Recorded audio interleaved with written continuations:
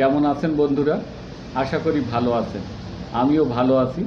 আজকে স্বাস্থ্য বিষয়ক আলোচনা। একজন স্বাস্থ্য সচেতন মানুষ বৃদ্ধ বয়স পর্যন্ত সুস্থ স্বাভাবিক জীবনযাপন করতে পারেন। একজন অস্বাস্থ্য সচেতন, যে স্বাস্থ্যবিধি মেনে চলেন না, তাকে ইয়াং বয়সেও ডাক্তার, কবিরাজ, ওষুধ এই সমস্ত করতে করতে তার জীবন নাজেহাল হয়ে যায়। তাই বন্ধুরা, আমাদের চারিপাশে যে সমস্ত ভেষজ উদ্ভিদ রয়েছে, এইগুলো যদি আমরা সঠিক নিয়মে চিনি, জানি এবং এইগুলো খাই, তাহলে আমাদের নানান রোগ ব্যাধি থেকে আমরা মুক্তি পাব। আর এই ধরনের ভেষজ উদ্ভিদ দিয়ে যে ওষুধগুলো তৈরি করা হয়, সেই ওষুধগুলো যদি আমরা সেবন করি, তাহলে আমাদের নানান জটিল রোগ থেকে আমরা রেহাই পাবো এবং শরীরের রোগ প্রতিরোধ ক্ষমতা বৃদ্ধি পাবে। স্বাভাবিক, সুস্থ স্বাভাবিক জীবনযাপন করতে পারবো আমরা। তো বন্ধুরা, আজকে একটি ওষুধ নিয়ে আলোচনা করছি, যে ওষুধটা নাম হলো দিমাগ। এই ওষুধটা হলো এই দিমাগ ওষুধ নিয়ে আজকের আলোচনা। তো বন্ধুরা, এই ওষুধের মধ্যে যে উপাদানগুলো রয়েছে, সম্পূর্ণ আমাদের চারিপাশে যে সমস্ত ভেষজ রয়েছে, এই ভেষজ দিয়ে এই ওষুধটা উৎপাদন করা হয়েছে।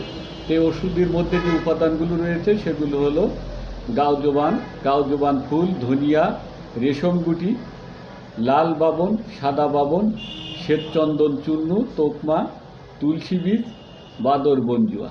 এই কটা উপাদান দিয়ে এই ওষুধটা উৎপাদন করা হয়েছে। এই ওষুধটা কারা খেতে পারবেন? এই ওষুধটা বয়স্ক মানুষরা, যাদের মস্তিষ্কের দুর্বলতা, যাদের যে সমস্ত মানুষরা, যে সমস্ত স্টুডেন্টরা তারা লেখাপড়া করেন, তাদের ব্রেনের ধারণ শক্তি বাড়ানোর জন্য এই ওষুধটা সেবন করতে পারেন। এই ওষুধটার মধ্যে যে উপাদানগুলো রয়েছে, সেই উপাদানগুলো নিয়ে একটু আলোচনা করি। এর ভিতরে যে মূল যে উপাদানটা রয়েছে এই ওষুধটার মধ্যে, সেটা হলো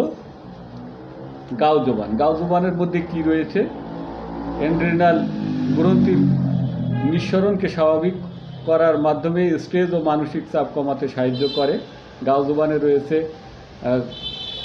gamma linoleic acid, essential fatty acid এবং হৃদরোগের ঝুঁকি কমায়। রেশম গুটি হৃৎপিণ্ডের শক্তিবর্ধক, উচ্চ রক্তচাপ নিয়ন্ত্রণ করে।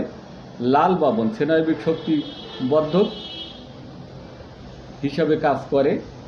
দেহে রক্ত সংকরণ স্বাভাবিক রাখার মাধ্যমে উচ্চ রক্তচাপ নিয়ন্ত্রণ করে। হৃৎপিণ্ডের রোগ প্রতিরোধ ক্ষমতা বৃদ্ধি করে। তোকমা বীজ শরীরকে শীতল রাখে। তোকমা